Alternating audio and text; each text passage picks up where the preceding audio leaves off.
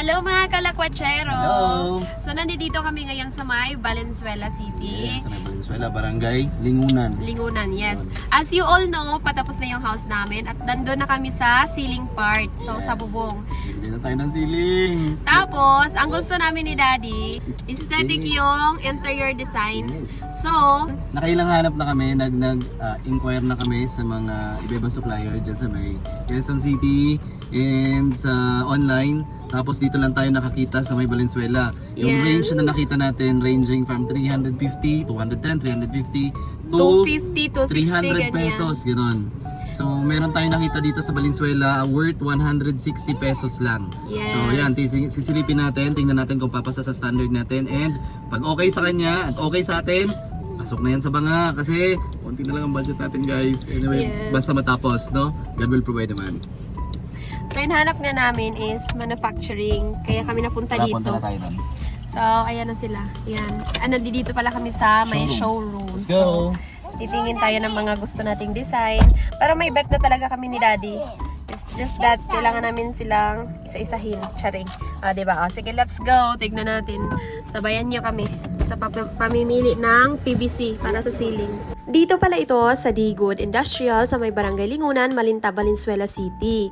Pagkadating namin, dumiretso na kami kaagad dito sa may showroom nila para makapili na tayo ng gusto nating kulay ng ceiling para sa bahay natin. Actually, akala ko isang design lang lahat ng mga PVC panel or yung mga para sa ceiling. Nagkakaiba na lang sa kulay. Pero, pagpasok namin dito, marami palang magkakaibang design. May mga plain, mayroon yung mga parang may mga groove, meron din yung mga malalaking groove. Pero, ang pinili namin ni Daddy, yung plain lang. Mas mabilis linisin at affordable pa. So yes, hindi lang tayo laging aesthetic. Iniisip din namin ang maintenance ng house kung paano mapanatiling maayos at malinis. Hindi lang din sila puro ceiling dito. Meron din silang para sa mga indoor at outdoor wall. Meron din sila mga UV board. Maganda na sa mata at affordable pa. Compare din sa mga nakasanayan nating mga plywood or hardy flex. Ito yung second day namin, guys. So, yesterday, hindi namin natapos yung pinagagawa namin na bumili ng PVC panel para dun sa ceiling. So, ngayon siya i-deliver ngayong araw. Tapos, hindi pa kami nakapunta sa bahay. So, pang second day to, nandito kami sa Tile Floor Center. Maghahanap muna kami ng tiles bago kami pupunta doon sa house para ipakita sa inyo yung nabili namin PVC panel. So, dito muna tayo sa mga tiles. Titingin kami ng tiles na gusto namin. Ang plano namin ni Daddy, kukuha kami ng darker shade or black na tiles para dun sa flooring namin sa bahay. So, eto yung mga dark color. Nahanap namin ni Daddy yung black na may halong gold. Ang ganda nito. Tsaka yun. Gusto namin kasi yung glossy lang para shiny. Tsaka black para hindi nakikita yung grout. So, syempre, hindi kami bumili agad dun sa my Tile Floor Center. Ang ginawa namin, nagtanong-tanong lang kami ng presyo. Tapos maghahanap kami ng mura. Ngayon, ito yung pangalawang pinuntahan namin. Itong Wilter Tile Center dito sa may Balintawak. Dun kasi parang 300 plus yung 60 by 60 na gusto namin. 300 to 400. So, tignan natin kung magkano dito sa Wilter Tile Center. Let's go! Samahan nyo kami. So, nandito na kami sa loob. Ang laki ng difference. 147 lang yung mga dito. 100 plus. Ayan. 100. 155. Kung doon sa kabila, tag 340 dito. Mura lang. Ito, gusto namin sana. Or ito. Natin. Tingin-tingin ulit tayo ng iba pa. Ayan na, yung PVC na binili natin sa Valenzuela. Dineliver ngayong araw. So, ayan yung nasa taas. Ayan na, binababa na yung ating UV board. Magbabayad na si Daddy sa ating PVC panel. Magkano yan? Magkano yan? Ang total na binayaran natin is 24,400 ay 360. 60. Tapos kasama na doon yung mga J-cliff, yung PVC panel 120 pieces, tapos J-cliff 130, H-clip, mga tatlo, dalawa lang ata yan. Okay, kulangan muna natin ito, sir, ha? 1, 2, 3, 4, 26,560 plus yung delivery fee nila na 700. Paano naman tayo pamilihan sa kanila? Sir, maraming salamat. Thank you. Salamat din, sir. Thank you po. Ingat po. Salamat. So, ayun. Bigyan mo na lang yung ano. Yun naman yung kung ilang boxing nasa baba lahat. Sige, let's go. Tingnan natin yung PVC na binili natin kahapon. So, ito yung first floor.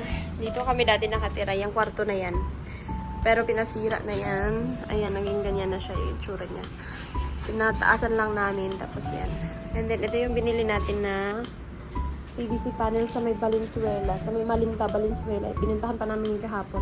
And then, bumili din kami na isang UV board para daw yan sa CR. Hindi ko alam kay daddy. Or lalagyan niya ng TV, something. Basta, bumili kami ng isa. Tapos, PVC panel. And then, may isa kaming binili na J-clip. Ayun, yung maliit na box na yan. J-clip yan. Tapos, ito, 12 to na box na PVC panel.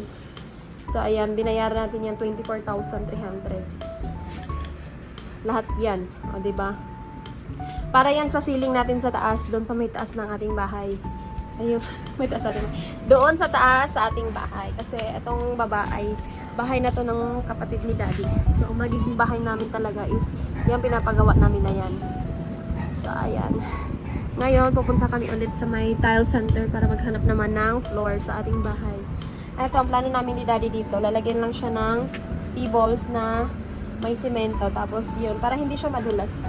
Pag tiles kasi, may possibility na madulas, panaulanan, or magka-crack kasi hagdanan to eh. So, ayun, mag-P-balls na lang kami instead of tiles. So, ganito yung itsura dito. Ito yung update sa aming bahay. Ayun. So, medyo nagkakagulo pa ang everyone talaga. Yung may nilagay sila dito kahapon na countertop, pero ayan, tinatanggal namin kasi medyo hindi magtugma yung size or yung haba or yung taas sa height ko. Medyo kinulang yung height ko sa ginawa nila, so ayan, binabaklas namin. Kaya siya may ganyan. Ano na nakita mo na sa baba? Sabi ni daddy, bibili daw kami ng toilet bowl. Tapos dito niya ako dinala.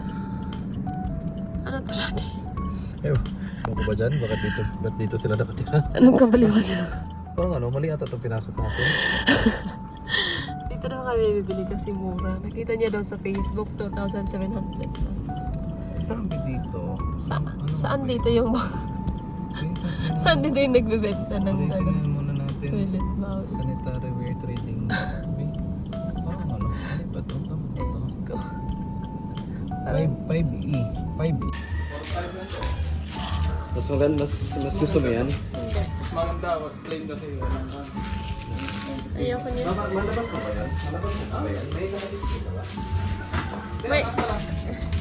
Yan ba yung pinakamaliit mo, sir? Mali para sa ano? Sa ilalak mo yung bowl. Meron doon nandun sa 1,700. Ninyo, that is not a toy. Ayan, tatlo yung bibilhin natin. 1, 2, 3, 4. 1, 2, 3, 4. Ano ba yun? 8,600. 2.9. 2.9, no?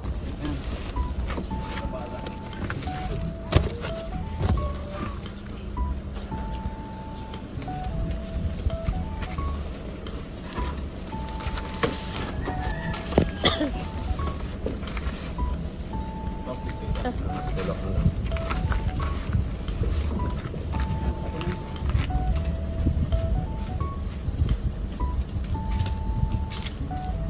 so, ito na din ang update sa PVC panel na binili natin sa may Malinta, Valenzuela. Nagsisimula na din silang ikabit. O siya, hanggang sa susunod na kabanata ng ating mga buhay-buhay. Thank you so much for watching!